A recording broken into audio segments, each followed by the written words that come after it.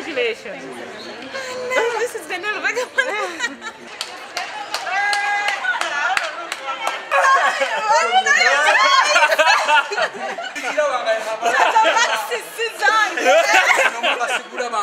tulina essanyu twebaza Katonda ebigezo byaffe bikomyewo bulungi. Lubiri High School tufunye abayizi babiri abaskowaninze 20 points ne tufuna abayizi batano abalina points 19 bangi nnyo balina 18 n'abalala bakoze bulungi nnyo twebaza Katonda olw'ekyo.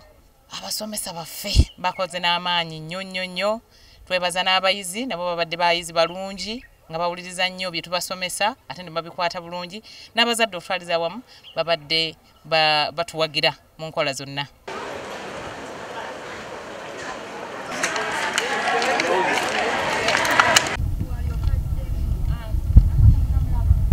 Tubebaza bonna abasomesa baffe twebaza Mukama yasinze otuyamba. Nze ne mukwano gwange ono yahomusa Shamsa atawulira naye ayise afunye 19 points abadde akola physics, chemistry ne math. Nze mbadde nkola biology, chemistry ne math. Most of the challenges we are in class when the teacher is teaching, most of the things I couldn't understand.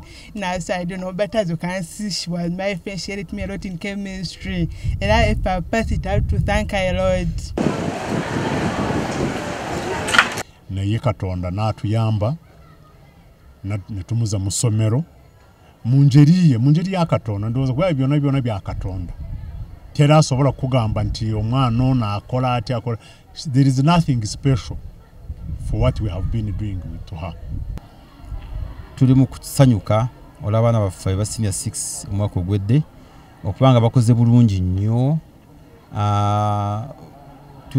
Tufunye abayizi abasukka mu 10 nga bafunye points 20 nga bonna basobodde okumala zonna.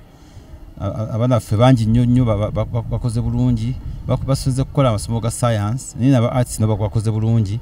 Naye njagala okutama kusekonda okwebaza Katonda olwanga Katonda ye muyinza wa byonna tusobozesa okukola bulungi.